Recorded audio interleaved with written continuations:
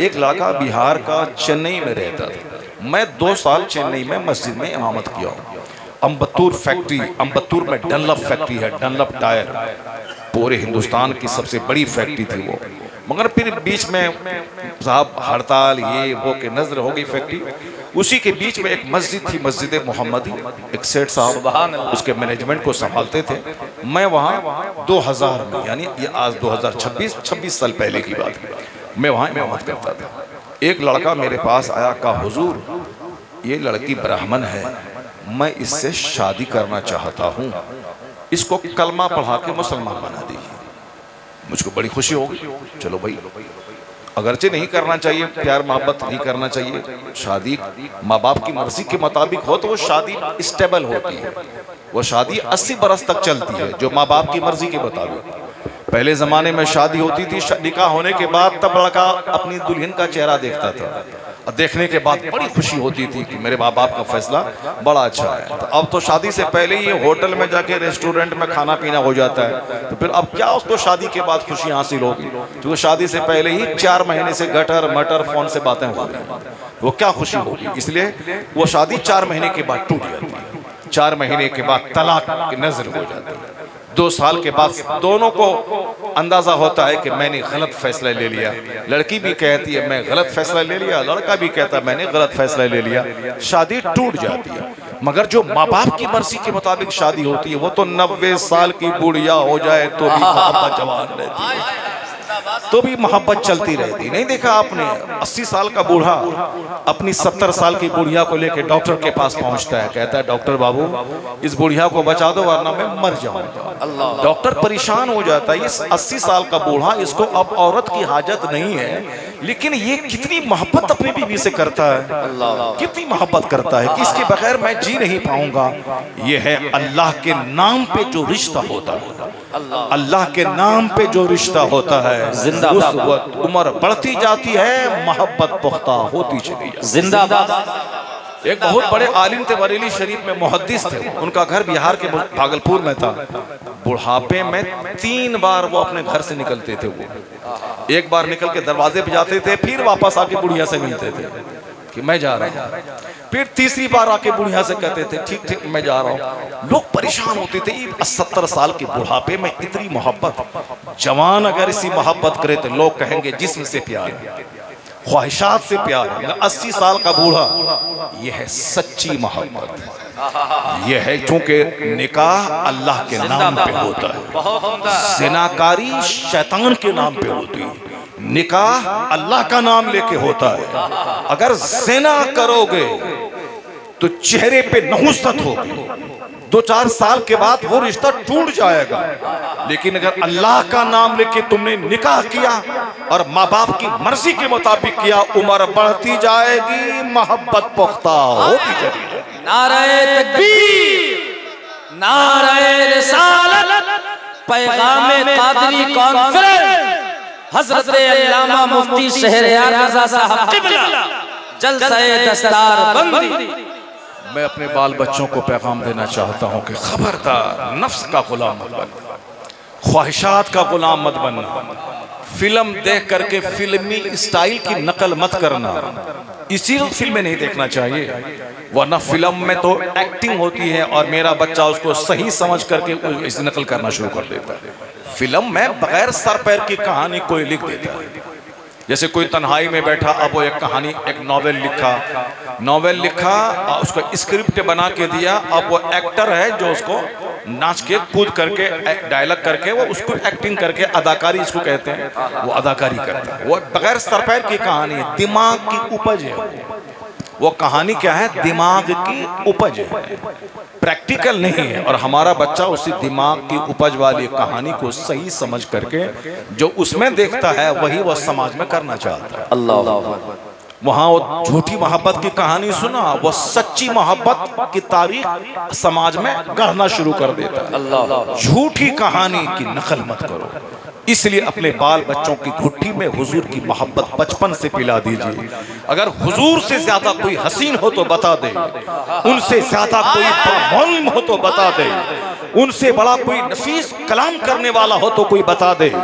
कलाम सुनने के बाद ही ना बंदा फिदा होता है कि आवाज में बड़ा हुस्न है, कलाम में बड़ी जामियत है। अगर हुजूर से ज्यादा खूबसूरत कोई हो, नाक ऐसी कि दुनिया में किसी की वैसी नाक नहीं, मुस्तफा की आंख ऐसी वैसी आंख किसी की नहीं, हुजूर की पेशानी ऐसी वासिउल जबीन कि वैसी पेशानी किसी की नहीं, हुजूर का कलर अजहरुल लौन यानी ऐसा फेयर एंड ब्राइट कलर दुनिया में किसी का नहीं। आला हजरत की माने तो हुस्न खाता है जिसके नमक की कसम है, वह मलिह दिल आरा हमारा नबी।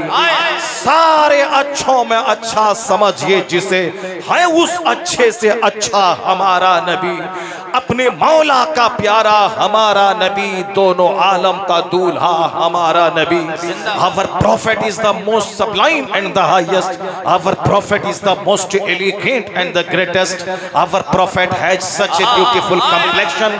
The beauty itself takes an oath by his attraction. Mustafa का हुस्न लाजवाब, रुखसार लाजवाब, लब लाजवाब, पलकें लाजवाब, उंगली लाजवाब, कांधा लाजवाब। हजरत अबू हुरैरा कहते हैं आपका कांधा ऐसा था जैसे किसी चांदी को ढाल दिया गया हो। हजरत अनस कहते वामा मसस्तो दीबाजतन औ हरीरन अलियना मिन कफ रसूलिल्लाह, दुनिया का कोई रेशम हुजूर की हथेली से ज्यादा नर्म मैंने नहीं पाया। हजरत अनस कहते हैं दुनिया की कोई ऊद कोई कस्तूरी हुजूर के पसीने से ज्यादा खुशबूदार मैंने नहीं देखा। जब हुजूर का हुस्न लाजवाब, खुशबू लाजवाब, कद लाजवाब, माँ लाजवाब, बाप लाजवाब, शहर लाजवाब, आरामगाह लाजवाब, जब सारी चीजें लाजवाब हैं तो फिर दिल किसको दोगे तुम? इसलिए आला हजरत कहते हैं किसी दूसरे को मत देख, एक्टर को मत देख, एक्ट्रेस को मत देख, किसी लीडर को मत देख, बस मुस्तफा को देख और बोल उन्हें जाना उन्हें माना, न रखा गैर से काम, लिल्लाहिल हम्द मैं दुनिया से मुसलमान।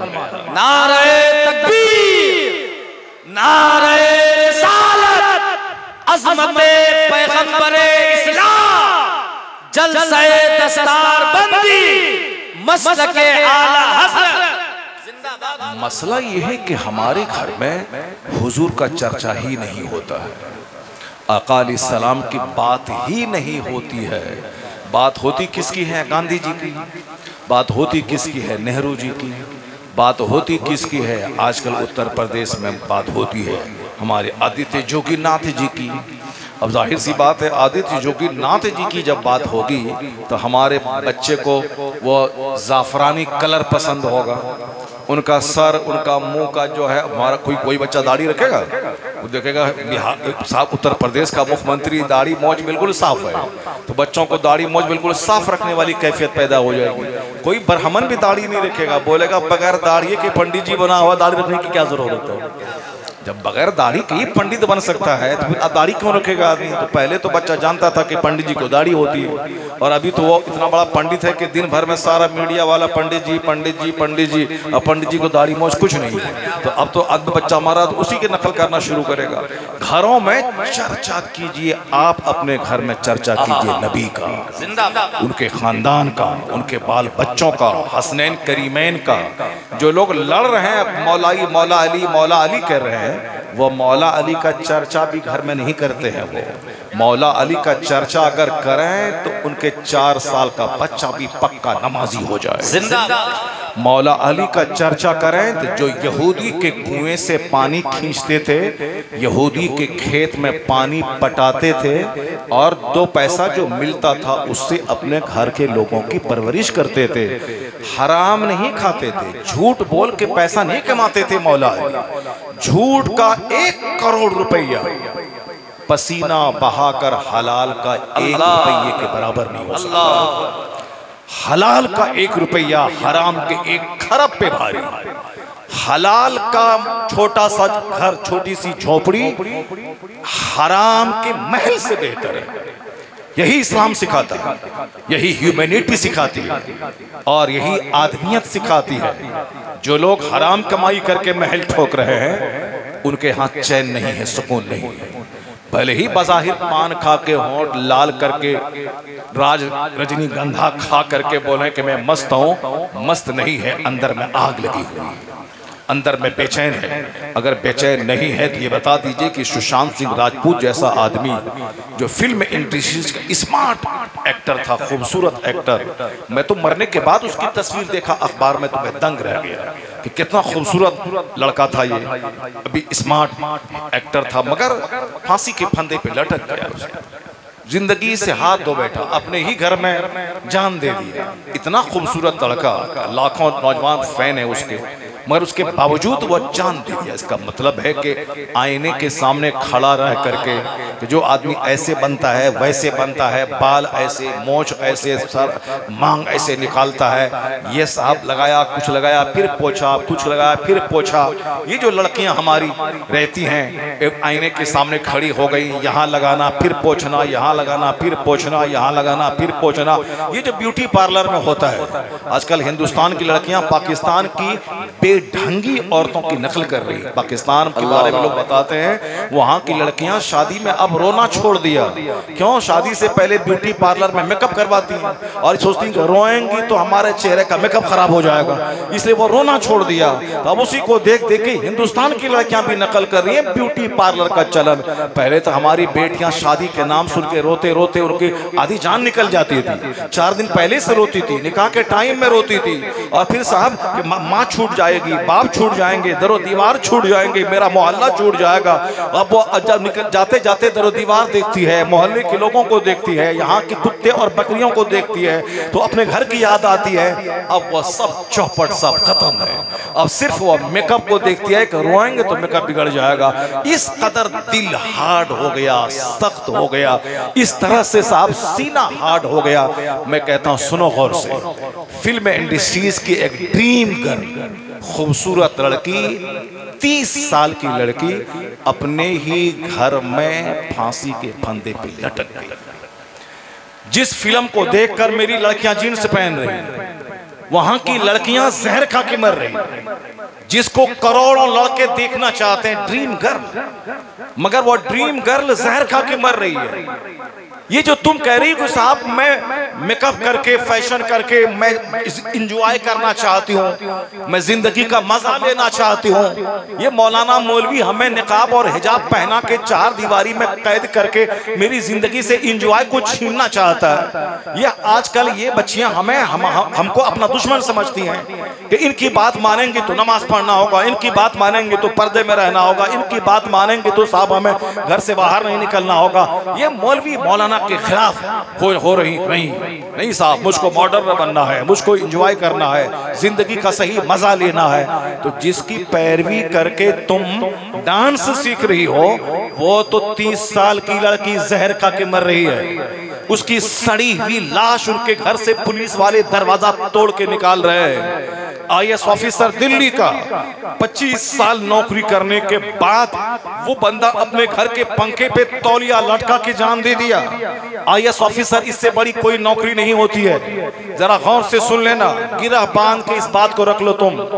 IAS ऑफिसर DM बनना, इससे बड़ी कोई नौकरी इंडिया में नहीं है। ये आदित्य जोगीनाथ जी हैं, चीफ मिनिस्टर हैं उत्तर प्रदेश के, लेकिन अगर कल हार गए तो वापस गोरखनाथ चले जाएंगे, चूंकि गद्दी खत्म हो जाएगी उसकी। जब तक लोग इलेक्शन वोट दे रहे हैं, जीते हैं, हमारे बिहार नीतीश कुमार है, नीतीश कुमार जी हारेंगे लौट के चले जाएंगे वो अपने घर। प्रधानमंत्री जी हमारे हैं, वो हारेंगे चले जाएंगे गुजरात। मैं वो ना समझे कि हमारा अपमान कर रहे हैं, अपमान नहीं कर रहा हूं, मगर कह रहा हूं कि मंत्री बनना, मिनिस्टर बनना, विधायक बनना, सांसद बनना, वो तो लोगों के वोट पे डिपेंड करता है। वोट दिया जीत गए, वोट नहीं दिया हार गए। लेकिन एक बंदा जो DM होता है, वो 30 साल तक, यानी 60-62 साल तक एक डिस्ट्रिक्ट का मजिस्ट्रेट मालिक होता है। वो डिस्ट्रिक्ट का चीफ मिनिस्टर है, वो अपने डिस्ट्रिक्ट का वो प्रधानमंत्री है। वो उसको वोट फोट से कोई मतलब नहीं है। उन्होंने मेहनत की, कंपटीशन फेस किया, लड़ के नौकरी ली है, अब रिटायरमेंट तक वो एक डिस्ट्रिक्ट का वो मालिक बन के रहेगा। इसलिए प्रधानमंत्री भी DM के मुकाबले में कुछ नहीं है। अगरचे वो 5 साल प्रधानमंत्री बने, इज्जत बहुत बड़ी है, पूरे भारत का राजा है, लेकिन ये जो इसके पास वैल्यूज हैं, इसके पास जो अहमियत वकार है, ये उसके पास नहीं, या इसको वोट से मतलब नहीं है। मगर एक IAS ऑफिसर जो करोड़ों करोड़ों बच्चे आईएएस बनना चाहते हैं, मगर आईएएस ऑफिसर बनने के बाद भी वो जहर खा के मर रहा है। मंत्री बनना, आदमी 10-10, 20-20, 50, 100 करोड़ रुपए रिश्वत देते हैं पार्टी को ताकि मुझको मंत्री बना दिया जाए। और एक मंत्री वेस्ट बंगाल में ममता बनर्जी की गवर्नमेंट में वो 3 मंजिला मकान से कूद करके जान दे दिया, मर गए। अमेरिका हम लोग सब देखना चाहते हैं। अमेरिका का एक इंजीनियर अपनी बीवी, अपने 2 बच्चों समेत कुएं में कूद करके जान दे दिया। इसी इलाके में गोरखपुर, बहराइच, देवरिया की खबरें बार बार आती हैं। वो साहब, वो ब्लॉक डेवलपमेंट ऑफिसर, वो मैनेजर, वो साहब फला ऑफिसर, वो जान दे दिए, वो जहर खा के मर गया। आखिर ये क्या चीज है? ये अरबपति खरबपति रोते हैं अपने घर में, देखने में बाहर से लगता है फॉर्च्यूनर पे चल रहा है, अंदर से कान लगा के सुनेंगे तो वहां से रोने की आवाज आती है। 36,000 करोड़ रुपए का घर मुकेश अंबानी के पास है बंबई में। जब भी आप हाजी अली इलाके से गुजरेंगे कार से, तो कार ड्राइवर को बोलिएगा कि हमें मुकेश अंबानी का घर दिखा देना, वह दूर से ही दिखाएगा वो घर उसका है, सबसे खूबसूरत घर उसका है मुकेश अंबानी का। मगर हमको बताया किसी ने कि पंडित जी उनको बोला है कि यह घर तुम्हारे लिए शुभ नहीं है, अगर इस घर में रहोगे तो मर जाओगे। 36,000 करोड़ का घर बनाने के बावजूद वह दूसरे घर में रहता है, उस घर में नहीं रहता है। सच है कि झूठे, हमको से मतलब नहीं है। मैं सिर्फ ये कहना चाहता हूँ, एक उनका प्रॉब्लम नहीं है। Lata Mangeshkar ji the nightingale of India, India की बुलबुल कहलाते थे। शोहरत, दौलत, करोड़ों के जेवरात, America, Europe, Holland, Norway, Malaysia, Singapore, Thailand की राजधानी बैंकॉक, पूरी दुनिया का भ्रमण किया।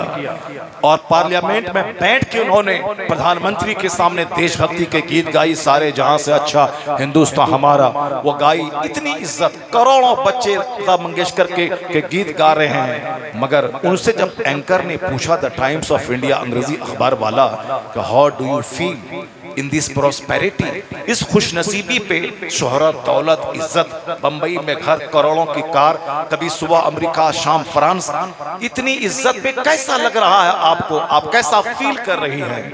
मंगेशकर जी ने कहा था कि मैं जो ढूंढती थी मुझको नहीं मिला, जो मैं चाहती थी मुझको नहीं मिला। तुम शोहरत हासिल करने के लिए क्या नहीं करते हो? 25 साल सऊदी अरब में कमा के एक छोटा सा रूम बनाते हो, एक छोटी सी आल्टो खरीदते हो, मगर वहां तो कई करोड़ रुपए की कार मौजूद है। फिर भी वो कहती है कि जो मैं ढूंढती थी मुझको नहीं मिला। बंबई आप घूमने जाते, मगर बंबई में उनका घर है। इतनी इज्जत कि जब बंबई म्यूनिसिपैलिटी वाले रोड सीधी करने के लिए उनके घर को तोड़ने की बात की, कहा कि इससे बेहतर घर बना के हम वहां दे देंगे ताकि सड़क सीधी हो जाए। मंगेशकर जी बोली कि मैं बंबई छोड़ दूंगी, बंबई में छोड़ के मैं बाहर चली जाऊंगी। तो गवर्नमेंट ऑफ बंबई ने कहा नहीं नहीं, मैं सड़क टेढ़ी कर लूंगा, मगर तुम रहो बंबई में, तुम हमारे हिंदुस्तान की शान हो, बुलबुले हिंद हो, तुम रहो। उनकी जिद के सामने गवर्नमेंट ने घुटने टेक दिया। मैं ये तमहीद इसीलिए बांध रहा हूं क्योंकि एक बहुत बड़ी बात मैं कहने जा रहा हूं। आज मस्जिदें वीरान हैं 2 पैसे की वजह से। रमजान का महीना आ रहा, इबादत, रियासत, मगफिरत हासिल करने का महीना। 24 घंटे रहमतें झूम के बरसती हैं, मगर बेदिली के साथ लोग तरावी पढ़ते हैं। शुरू के 3 दिन मस्जिद में भीड़ लगी, फिर उसके बाद वही पुराना हाल है। आखिर में जिस दिन खत्म तरावी होती है, उस दिन बोतल और शीशी में पानी लेके आगे ताकि हाफिज जी जो 30 पारा पढ़े हैं वो इसमें फूक दें, इसमें दम कर दें। तो अब साहब 100 बोतल की भीड़ मस्जिद में लग गई, इसमें फूक दिए, इसमें फूक दिए, इसमें फूक दीजिए। कुरान पाक पढ़ने की किताब है, अमल करने की किताब है, सारी चीजें इसमें मौजूद हैं। ये गौर व फिक्र की किताब है, रिफ्लेक्ट की किताब है, कंसिडरेशन की किताब है, अंडरस्टैंडिंग की किताब है। सारी दुनिया में इनकलाब बर्पा करने की सलाहियत इस किताब से मिलती है, मोटिवेशन मिलता है, एनर्जी मिलती है। हम लोगों ने फूकने वाली किताब बना दिया। माह रमजान को भी ग़ीबतों से सजा दिया, रहमतों और बरकतों का महीना भी लड़ाई और झगड़े की नजर कर दिया। 5 वक्त की नमाज मुसलमानों पे फर्ज है। 8 घंटे की नींद रात में लिया, फजर की नमाज नमाज में 10 मिनट का सजदा, फजर से लेके जोहर तक कोई नमाज फर्ज नहीं है। ये वक्त है काम काज करने, खेत खलियान जाने का, और जोहर के टाइम में बदन को फ्यूल चाहिए तो 15 मिनट का टाइम निकाल के ताकत देने वाले खुदा को सजदा कर लिया जाए।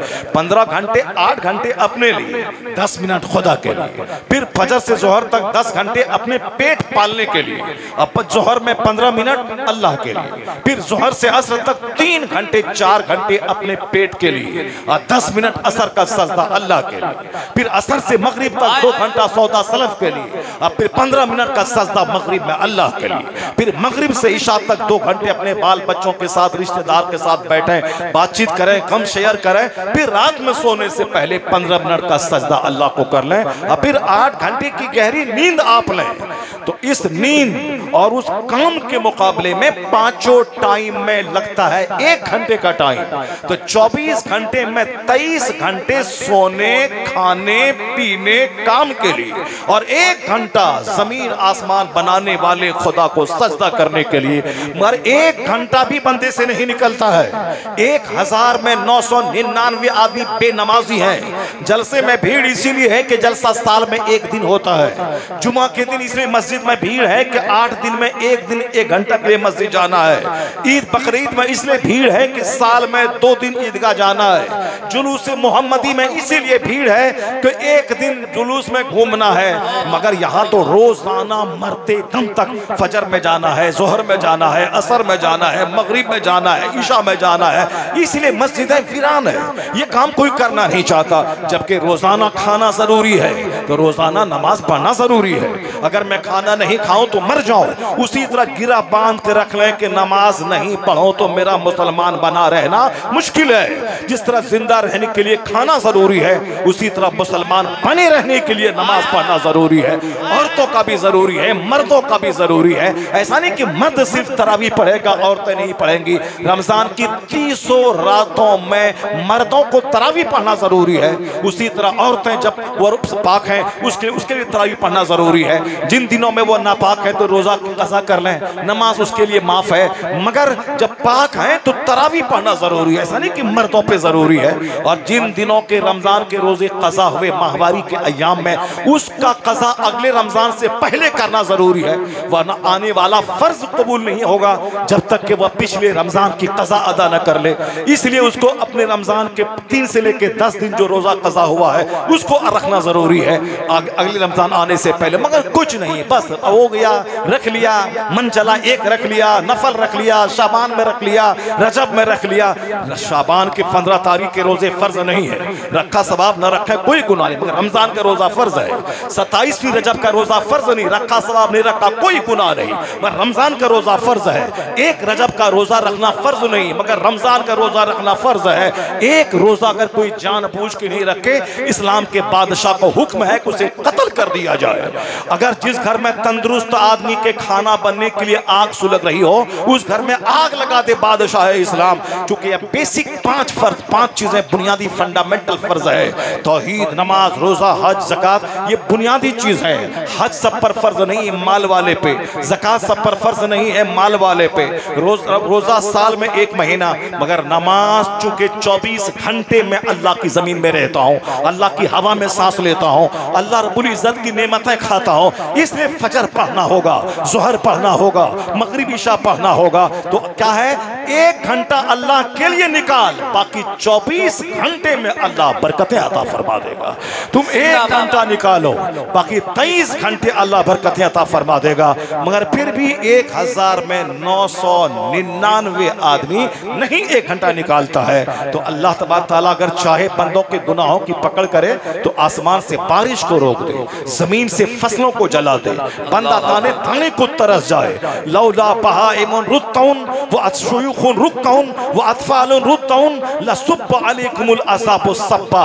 अल्लाह के रसूल कहते हैं, अगर यह चरने वाला जानवर ना हो, या दूध पीने वाले बच्चे ना हो, या कमर झुकी ज़ईफ बूढ़े ना हो, तो अल्लाह तुमको अजाब की रस्सी में जकड़ देता, आसमान से एक बूंद पानी नहीं गिराता, जमीन की फसलों को जला देता। मगर ये जानवरों को पालना है, उसके सदके में तुम भी पाले जाते हो, या बेज़बान दूध पीने वाले बच्चों को पालना है, उसके सदके में तुम भी पाले जाते हो। दुनिया को लोगों ने पाप से भर दिया, दुनिया को लोगों ने गुनाहों से भर दिया, तो अल्लाह ने दुनिया से सुकून को छीन लिया।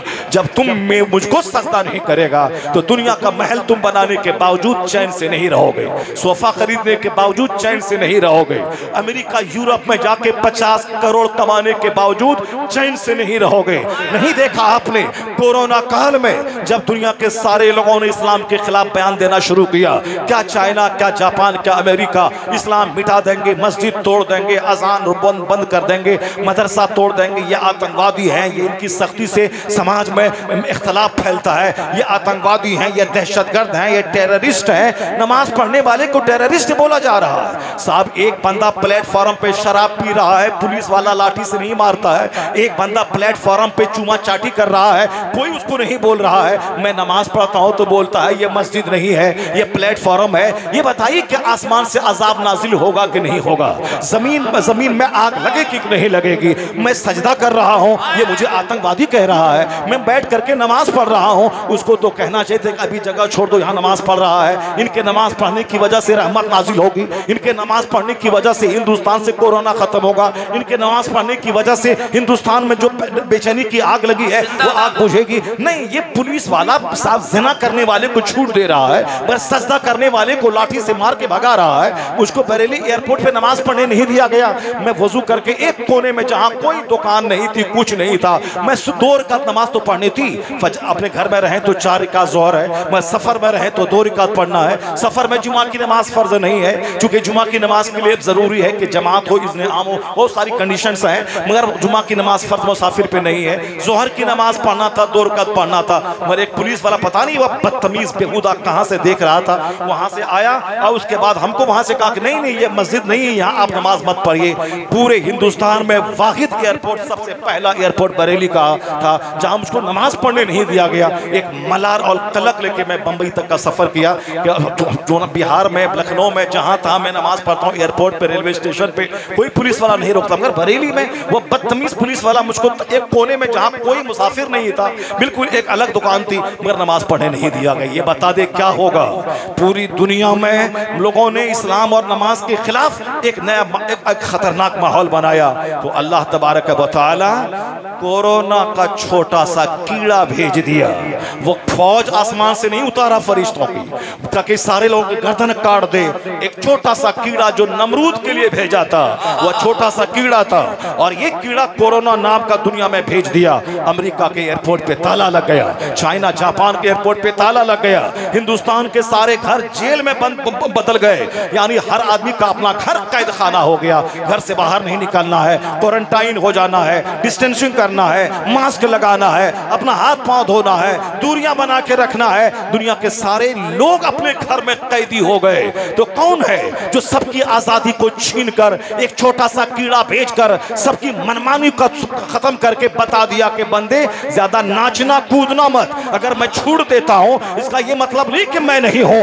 अल्लाह ने दुनिया का आराम छीन के बता दिया कि तेरे चाहने से सब कुछ नहीं होता है, वही होता है जो मंजूर खुदा होता है। नारे तकबीर, नारे रिसालत, अज़मत पैगंबरे इस्लाम। 1 करोड़ की एक बात गिरह बांध के रख लेना। 1 करोड़ की एक बात। जब लता मंगेशकर जी कहती हैं कि जो मैं ढूंढती थी मुझको नहीं मिला, तो उनसे पूछो कि वो क्या ढूंढती थी। अभी अमेरिका, कल सुबह फ्रांस, परसों नॉर्वे, कनाडा 50 करोड़ की कार दरवाजे पे खड़ी है। घर में 10 करोड़ रुपए का जेवर, डायमंड। हम लोग तो डायमंड को देखे नहीं है, नकली डायमंड देखे हैं, असली डायमंड नहीं देखे हैं। वो असली डायमंड उसके घर में मौजूद है, सब कुछ मौजूद है। उसके बावजूद वो कहती है कि जो मैं ढूंढती थी मुझको नहीं मिला। ये अफसाना नहीं है, ये बगैर सर पैर की कहानी नहीं है। The times of India Hindustan का जिम्मेदार अखबार है। सबसे ज्यादा छपने वाला अखबार द टाइम्स ऑफ इंडिया अंग्रेजी का अखबार है। वो अखबार पूरे हिंदुस्तान में हर जगहों से कसीर तादाद में छपता है। उतना ना हिंदी में ना भारत टाइम्स है, ना हिंदुस्तान है, ना प्रभात खबर है, कुछ। सिर्फ द टाइम्स ऑफ इंडिया सबसे बड़ा अखबार, अंग्रेजी का मजबूत अखबार, दुनिया भर की खबर है, उसका एंकर इंटरव्यू लिया लता मंगेशकर जी से। उस इंटरव्यू को द टाइम्स ऑफ इंडिया में शाये किया तो वो बोलने लगी कि I like to leave this world, मैं इस दुनिया को छोड़ना चाहती हूँ, मरना चाहती हूँ। शोहरत दौलत के ढेर पर बैठने वाली खातून जो बुलबुले हिंद कहलाती थी, हिंदुस्तान की बुलबुल, वो कहती है मैं अब मरना चाहती हूँ। क्यों? दुनिया में वो नहीं मिला जो मैं चाहती थी, वो नहीं मिला जो मैं चाहती थी। मेरी माँ बहन बेटी बस चप्पल सैंडल कपड़ा ये वो मेकअप का सामान उसी के पीछे पागल है। शौहर बेचारा कर्ज लेके आए, शादी में जाने के लिए अलग जेवर, घर में रहने के लिए अलग जेवर, ईद बकरीद के लिए अलग जेवर, ये बेचारा मेहनत मजदूरी करके साहब तुमको लाके देता है। फिर भी सबसे ज्यादा उसी से लड़ाई है जिनकी वजह से पर्स गर्म है, जिनकी वजह से सर से लेके पांव तक जेवरात में डूबे हैं। बस सबसे ज्यादा लड़ाई उसी शौहर से है। दुनिया में सबसे ज्यादा लड़ाई उसी शौहर से है जिसके घर में रह के वो रानी है, जिस शौहर की जिंदगी की वजह से वह सुहागन है। अगर ये शौहर मर जाए तो ये बेवा हो जाएगी, बेवा कहलाएगी। अगर शौहर के पास दौलत ना रहे तो बस ऐसे ही जिंदा मर जाएगी। मगर शौहर की वजह से रानी, शौहर की वजह से सुहागन, शौहर ना रहे तो बेवा। मगर उसके बावजूद सबसे ज्यादा जंग उसी से है, सबसे ज्यादा लड़ाई उसी से। अब इसी से समझ लें कि इनकी टेंडेंसी कैसी है और ये कैसी मखलूक है। जबकि हुजूर ने कहा था कि मर्द को जिहाद करना है, मर्द को रोजी कमाना है, मर्द को दुनिया भर में शासन करना है, ढेर सारा काम इसके पास है। इसको मस्जिद में नमाज पढ़ने जाना है, जमात की पाबंदी इसको करनी है, जुमा और ईदैन की नमाज इनको पढ़ना है। औरत पे जुमा नहीं है, औरत पे ईदैन की नमाज वाजिब नहीं है, औरत जुमा की नमाज नहीं पढ़ेगी। चूंकि औरतों को घर से घर में रहना मस्जिद जाने से ज्यादा बेहतर है। औरतें जब ईद बकरीद नहीं पढ़ेंगी, ईद बकरीद के लिए घर से बाहर निकलना होगा, उनका पर्दे में रहना घर से बाहर निकलने से बेहतर है। इसीलिए शरीयत ने ईद बकरीद उस पर वाजिब नहीं किया, जुमा की नमाज उस पर फर्ज नहीं किया। ये बता दीजिए उनको, कहिए कि जुमा जब फर्ज नहीं है, जो हफ्ता दिनों की ईद का दिन है, तो ये बाजार जाना का परमिशन किसने दे दिया? ये मजार पे जाने का परमिशन किसने दे दिया? या बस में भर करके अजमेर जाने का परमिशन किसने दे दिया? आला हजरत कहते हैं जब औरतें घर से बाहर निकलती हैं दरगाह पे जाने के लिए, उस पर अल्लाह की लानत बरसती रहती है, अल्लाह के फरिश्तों की लानत बरसती है। जब लानत बरसती है तो रहमत कहां से बरसेगी? जब तुम पर ईद बकरीद वाजिब नहीं है तो मजार और बाजार घूमने का परमिशन किसने दे दिया? इसीलिए तो मैं कहता हूं चाहे प्रधानमंत्री क्यों ना बन जाए, मगर दिमाग तो वही है उसके पास में। सिर्फ इतना गौर कर ले, ईदैन वाजिब नहीं, जुमा फर्ज नहीं, इसके लिए कि पर्दे में रहना जुमा पढ़ने से ज्यादा जरूरी है, पर्दे में रहना ईद बकरीद पढ़ने से ज्यादा जरूरी है। जब पर्दा इतना अहम है, ये जोहर पढ़े जुमा का सवाब मिलेगा। मर्द मस्जिद जाके जुमा पढ़ के जो सवाब कमाएगा, ये अपने घर में जोहर पढ़ के इसको सवाब मिल जाएगा।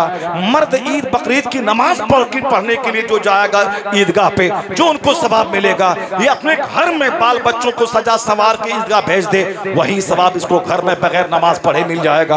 ये अपने घर में रहें, पर्दे में रहें, घर में अमन रहेगा, सुकून रहेगा, चैन रहेगा। मगर साहब इसको घर में चैन नहीं मिल रहा है। इनको बाजार जाना है, मजार पे जाना है, कव्वाली सुनने जाना है, दूसरों की शादी ब्याह में जाना है। हम लोग अपने करीबी रिश्तेदार की शादी में नहीं जा पाते हैं, माजरत कर लेते हैं कि नहीं जा पाएंगे, मगर इनको ढूंढ ढूंढ के जाना है। मेरी बहन के पड़ोस में एक औरत है, उनकी बेटी की शादी है, वहां जाना होगा। वो हमारी एक सहेली है, उसकी सहेली के घर में शादी है, मुझको जाना होगा। जैसे मदरसे के बच्चे कहते हैं कि हमारी नानी की बरसी है, हमारी दादी की बरसी है, हमारी फूफी का चहल्लुम है, यानी जोड़ जोड़ के छुट्टी लेने वो आता है। पढ़ने वाला लड़का अपनी दादी के जनाजे में नहीं जाता है, उसको किताब से मतलब है, वही मुहद्दिस बनता है, मुफक्किर बनता है, वही बड़ा स्कॉलर बनता है। और जो बहाना ढूंढ ढूंढ के छुट्टी लेके घर भागता है कि दादी की बरसी तो नानी का चहल्लुम तो फला का ये छुट्टी दीजिए, वो ऐसे ही लेफ्ट राइट करता रहता है, कामयाब नहीं हो पाता है। कामयाबी के लिए कुर्बानी दरकार है, अब बगैर कुर्बानी के कामयाब नहीं हो पाएगा। वही काम ये करती है, इनकी शादी शादी, उनकी शादी, वहां जाना है, वहां जाना है, नमाज छोड़ देना है, अजमेर जाना है, सारी नमाजें छोड़ के जाना है, बरेली जाना है, सारी नमाजें छोड़ के जाना है। बरेली जाना फर्ज नहीं है, नमाज पढ़ना फर्ज है। एक वक्त की नमाज छोड़ना हराम और गुनाह कबीरा है, बड़ा बड़ा हराम है। जैसे ज़िना करना हराम, शराब पीना हराम, झूठ बोलना हराम, उसी तरह नमाज पढ़ना सबसे बड़ा फर्ज है, तो नमाज छोड़ना सबसे बड़ा गुनाह है। मगर अजमेर जा रहे हैं, बरेली जा रहे हैं, जबकि क़यामत के दिन सवाल ना होगा मगर नमाज का सवाल होगा। इसका मतलब ये नहीं कि वहाबी बन जाओ, नमाज मज़ार पे जाना जरूरी नहीं है। मज़ार पे जाओ मगर नमाज पढ़ते हुए जाओ, मज़ार पे जाओ मगर नमाज के साथ जाओ। वो वहाबी नजदी है जो कहता है कि मज़ार पे जाना हराम है, वो जहन्नमी है। और वो जहन्नमी है जो कहता है मज़ार पे जाओ मगर नमाज पढ़ने की क्या जरूरत है। ये भी गुमराह है, वो भी गुमराह है। ये रास्ता बीच का है मसलके आला हजरत कि हाजिरी भी होगी, नमाज भी होगी, नियाज भी होगी कि आदमी का बकरा भी ज़बा होगा, रोजा हज ज़कात भी अदा होंगे, नवाफिल भी अदा होगा। तो पर यही रास्ता जन्नतुल फिरदौस लेके चला जाएगा। यही है मसलके एतदाल, यही है मसलके आला हजरत कि नियाज भी होगी, नमाज भी होगी। जुलूस मोहम्मदी में भी जाया जाएगा, गौसे आजम का बकरा भी ज़बह किया जाएगा, रोजा भी रखा जाएगा, हज भी किया जाएगा, ज़कात भी अदा की जाएगी। तो बरेली का सफर होगा नमाज छोड़ के नहीं, नमाज के साथ सफर होगा। जब साथ सफर होगा तो गरीब नवाज की दुआएं अजमेर से मिलेंगी, आला हजरत की दुआएं बरेली से मिलेंगी। वो अगर रास्ते से ही लौट गया तो आला हजरत की दुआएं के साथ आ जाएगी, घर में रहमतों की बारिश हो जाएगी। नमाज छोड़ के कुछ नहीं मिलेगा।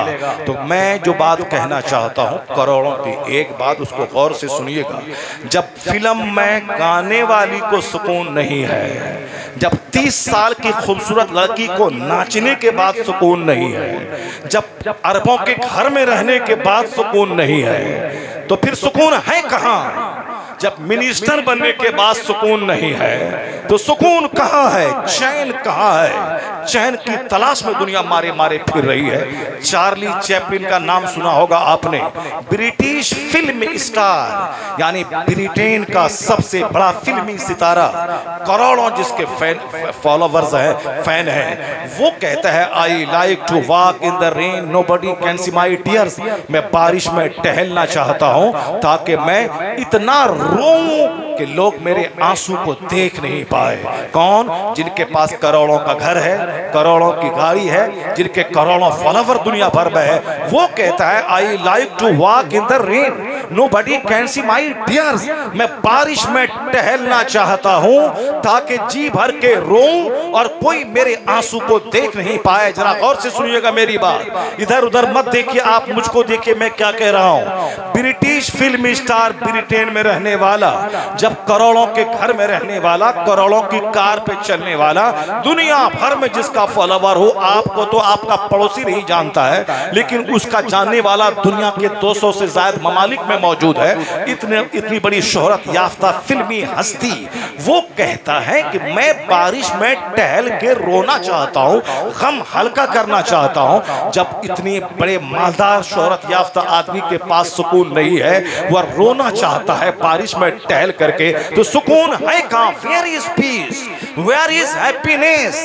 हैप्पीनेस शादी में डांस करने में नहीं है, डीजे बजाने में नहीं है, नाचने कूदने में नहीं है, 200-400 आदमी को खाना खिलाने में नहीं है। ये जो शादी ब्याह में डांस और नाच का माहौल शुरू किया है कि 70 साल की बुढ़िया भी नाच रही है, 80 साल की दादी नाच रही है, 90 साल की नानी नाच रही है, ये नाचते नाचते मर जाओगे, सुकून नहीं मिलेगा। तो सुकून है कहां? जब मंगेशकर के घर में सुकून नहीं, चार्ली चैपलिन के महल में सुकून नहीं, जब मुकेश अंबानी के 36,000 करोड़ के बंगले में सुकून नहीं, जब मिनिस्टर के घर में सुकून नहीं, तो सुकून कहां है? आओ सी कुरान से पूछते हैं। जो कुरान पाक पढ़ने के बाद बच्चा हाफिज़ कुरान होता है, जो कुरान पढ़ने के बाद एक बंदा आलिम रब्बानी होता है, कुरान पाक की आयतों में मानी का समंदर पिना है, जिंदगी गुजारने की जीवन शैली कुरान में है, मार्गदर्शन कुरान में है, एक जीवन का उद्देश्य कुरान ने बयान किया है। तो सुकून कहां है? कुरान कहता है सुकून न महल में है, न सोफा पे पे है, न गद्दा में है, न डांस में है,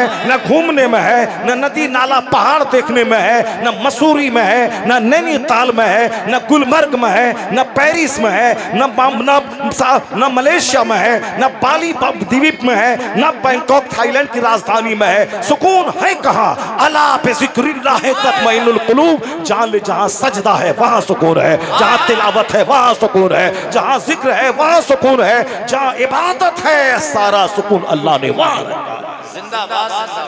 अला बिज़िक्रिल्लाह तत्मइनुल कुलूब, अला बिज़िक्रिल्लाह तत्मइनुल कुलूब। आप सजदे में सुकून पाएंगे, इबादत में सुकून पाएंगे, रियाजत में सुकून पाएंगे। तो दिल सजदे में लगाइए, दिल इबादत में लगाइए। हमारी माँ बहन बेटियां अपने घर को सजदे से सजाते हैं, मर्द नौजवान अपने मोहल्ले की मस्जिदों को सजदों से संवारते हैं। फजर से लेकर ज़ोहर तक कोई नमाज फ़र्ज नहीं है, वो काम करने का टाइम है। लेकिन जो नमाज का टाइम है उस टाइम में 10 मिनट का वक्त निकाल के आप नमाज पढ़ें। आने वाला माह रमज़ान इसको इबादत का महीना बना दें, रोज़े का महीना, तरावी का महीना, एतकाफ़ का महीना, खैर ख्वाही का महीना, दूसरों को इफ्तार करवाने का महीना, झूठ और गीबत से बचने का महीना, नेकी की प्रैक्टिस करने का महीना। और हज फ़र्ज हो फ़ौरन हज के लिए जाएं ताकि उस ज़मीन को अपनी आँखों से देखें जहाँ से इस्लाम का सूरज निकला है, वहाँ के दरो दीवार को देखें, ईमान स्ट्रॉन्ग हो जाएगा।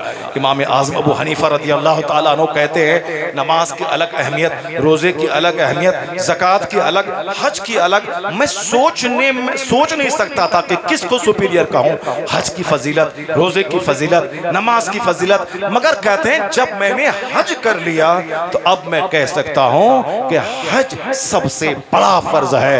हज क्योंकि जब बंदा मक्का मदीना की ज़मीन को आंखों से देखता है तो ईमान स्ट्रॉन्ग हो जाता है, ईमान पुख्ता हो जाता है। रसूल पाक की गुज़रगाहों को देखता है, हुजूर की पैदाइश की जगह को देखता है, हुजूर की आरामगाह को देखता है। यकीन पुख्ता रहे तो एक सजदा बंदे को ज़मीन से उठा के आसमान पर पहुंचा देता है। अगर यकीन कमज़ोर रहे तो करोड़ों सजदा कर ले वह फैज से महरूम रहता है। यकीन की पुख्तगी के लिए रसूल पाक के रोज़े की हाज़िरी ज़रूर है, यकीन की पुख्तगी के लिए खाने काबा का दीदार ज़रूरी है, यकीन की पुख्तगी के लिए हरमैन तैयबैन के नज़ारों को देखना ज़रूरी है। तो वक्त पे हज करें, ज़कात फ़र्ज हो वक्त पे अदा करें, नमाज फ़र्ज हो वक्त पे अदा करें, दूसरों का मुंह मत देखें। कब्र में अकेले रहना है, मरते वक्त आपको अकेले मरना है। रिश्तेदार सब बैठे रहेंगे, बीवी भतीजे सब, मगर कोई आपकी तकलीफ को नहीं बांटेगा।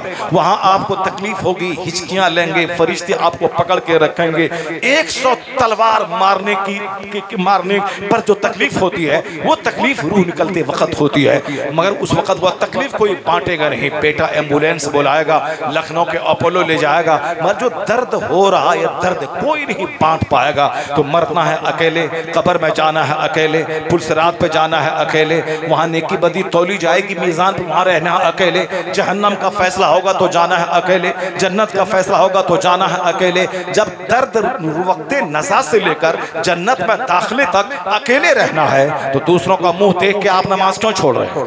वो नहीं पढ़ता है तो हम नहीं पढ़ेंगे, वो नहीं जाता है तो हम नहीं जाएंगे। जब अकेले हर मंजिल पे जाना है तो दूसरों का मुंह मत देखें। आला हजरत की माने तो सिर्फ मुस्तफ़ा का मुंह देखें, सिर्फ मुस्तफ़ा का चेहरा देखें, सिर्फ मुस्तफ़ा का फरमान देखें और अपने घर की दीवार में लिख के रखें, हमें दुनिया से मतलब नहीं, उन्हें जाना उन्हें माना, न रखा गैर से काम, लिल्लाहिल हम्द, मैं दुनिया से मुसलमान गया। नारे तकबीर से सच्ची मोहब्बत की, नारे रिसालत से सच्ची मोहब्बत नारे रिसालत, हुजूर पीरे तरीक़त, हुजूर पीरे तरीक़त, पैगाम कादरी कॉन्फ्रेंस, मसलके आला हज़रत, उलमाए अहले सुन्नत, नारे तकबीर, नारे रिसालत। सुभान अल्लाह तबारक व तआला हमको और आपको सबों को अपने नबी से सच्ची मोहब्बत की तौफीक अता फरमाए। अल्लाह ताला हमें अपने नबी के फरमान, उनके इरशादात और उनकी तालीमात को हिर्ज़ जहाँ बनाने की तौफीक अता फरमाए।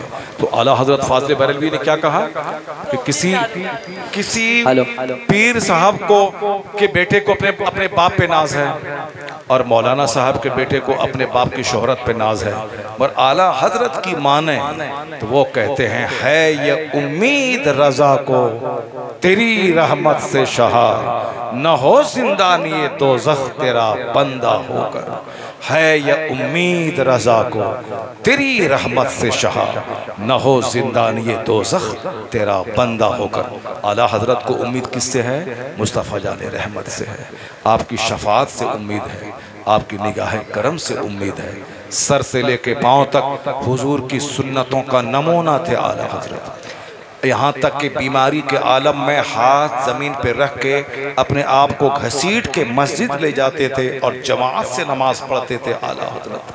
यहाँ तक कि फ़राइज़ व वाजिबात के अलावा नवाफिल इस हालत में माफ़ हो जाते हैं जब एक बंदा मखलूक के खुदा की हाजत बन जाए, मगर उसके बावजूद आला हजरत फ़र्ज़ और वाजिब के अलावा सुन्नत गैर मौक़दा भी नहीं छोड़ने वाले, इतने बड़े इबादत गुजार, सिर्फ 2 घंटे सोने वाले, बाकी सारा वक्त दीन की खिदमत में लगा देने वाले, वो क्या कहते हैं या रसूल अल्लाह, है ये उम्मीद रजा को तेरी रहमत से शहा, न हो जिंदानी दोज़ख तेरा बंदा होकर। Your poor Raza humbly hopes, O merciful Master, you will save your servant from hell's disaster। तो अपने बाप की चादर बेच के ना खाइए, अपने अंदर कमाल पैदा कीजिए। अपने बाप की कब्र का फूल बेच के मत खाइए, अपने अंदर कमाल पैदा कीजिए। बंदे की इज्जत इल्म से होती है, बंदे की इज्जत अमल से होती है, बंदे की इज्जत तकवा से होती है। जिन खानकाहों के जाहिल सज्जादगान बाप की कब्र का फूल बेच के खाते रहे, उनको दुनिया ने नकार दिया, मगर आला हजरत के 100 साल हो जाने के बावजूद दुनिया के लोग बरेली को अपना मरकज मानते हैं। क्यों?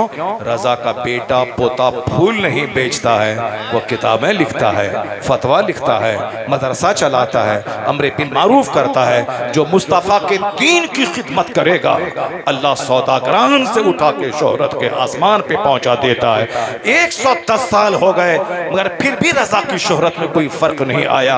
अमेरिका में रजा रजा, हॉलैंड में रजा रजा, ऑस्ट्रेलिया में रजा रजा, बिहार के देहातों में रजा, उत्तर प्रदेश के शहरों में रजा, बंबई जैसे महानगर में रजा, करोड़ों घर में रजा मंजिल, हजारों मदरसों में मदरसा रज़विया, हजारों खानकाहों में खानकाह रज़विया। रजा अकेला था, मगर घर का नाम रजा के नाम पे, खानका का नाम रजा के नाम पे, मदरसा का नाम रजा के नाम पे। आखिर ये कौन सी इज्जत है? ऐसी इज्जत कैसे मिली? ये इज्जत इसलिए मिली कि रजा सिर्फ 2 घंटा सोते थे, बाकी पूरे 22 घंटे दीन की खिदमतें करते थे। जब तक रजा की किताब रहेगी उस वक्त तक रजा का ही डंका बजेगा, क्योंकि यह किताब हथियार है। इस हथियार से जब तक इस्लाम का काम लिया जाता रहेगा उस वक्त तक हथियार देने वाले बड़े फाइटर का शोहरा होगा। इसलिए वक्त गुजरता जा रहा है, रजा की अजमत में 4 चांद लगता चला जा रहा है। ऐसा लगता है कि दुनिया के सारे पढ़े लिखे लोग रजा शनासी की तरफ माइल हो रहे हैं, उनकी अहमियत को तस्लीम कर रहे हैं। हर जगह उनकी इज्जत का शोहरा देखकर यह कहना पड़ता है, वादी रजा की कोहे हिमालय रजा का है, जिस समत देखिए वो इलाका रजा का है। रजा का बेटा फूल नहीं बेचता है, किताबें लिखता है, फतवा लिखता है, मदरसा चलाता है, अमर बिल मारूफ करता है। अब ये लोग चिड़ चिड़ के जल भुनकर कबाब हो जा रहे। कब रजा की अजमत का सूरज डूबे, कब उनका बेटा ताजुल शरिया का नाम घटे, कब कायदे अहले सुन्नत अल्लामा अज़द रजा खां का नाम खत्म हो। ये दिन भर बैठ करके प्लान बनाते हैं, मगर हम 100 साल से यही देख रहे हैं, सब उनसे जलने वालों के गुल हो गए चराग। अहमद रजा की शम्मा फरोज़ा है आज भी, चूँकि वह आशिक रसूल थे, वह शेखुल इस्लाम वल मुस्लिमीन थे, वो मज़हब इस्लाम के ज़बरदस्त दाई थे, मज़हब इस्लाम के ज़बरदस्त मुबल्लिग़ थे, मसल के अहले सुन्नत व जमात के सबसे बड़े दाई, सबसे बड़े अलमबरदार थे। उन्होंने दीन ईमान की हिफाजत की है, उन्होंने हमारे अक़ीदे की हिफाजत की है। मुस्कुराते हुए रज़ा ने एक शेर में करोड़ों बातें कह दी हैं। हज़ारों पैगाम दे दिए हैं। बस जो कलाम मैंने शुरू किया था उसका आखिरी मक्ता क्या है ये उम्मीद रजा को तेरी रहमत से शहा न हो जिंदानी दोज़ख तेरा बंदा होकर। अल्लाह तबारक व तआला हमारी इस गुफ्तगू में बरकतें अता फरमाए, हमको, आपको, मेरी माँ बहन बेटियों को, मेरे नौजवान बच्चों को, मेरी आने वाली नस्लों को गुलामी मुस्तफ़ा आशिक रसूल बनने की तौफीक अता फरमाए। आमीन। व आखिरु दावाना अल्हम्दुलिल्लाहि रब्बिल आलमीन। अस्सलामु अलैकुम व रहमतुल्लाहि व बरकातुहू।